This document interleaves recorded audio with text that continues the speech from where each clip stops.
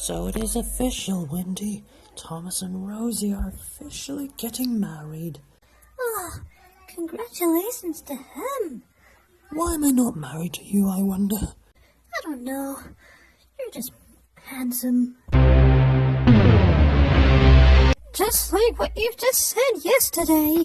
But Lofty, you were very brave enough to save us. Well, Skip, how's things going over there? Yeah, how did you all go to work, all of you? Fingers crossed for a good wedding.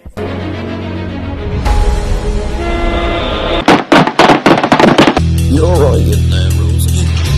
Oh, I'm okay. I'm not hurt or anything. My friends are trying to help me escape.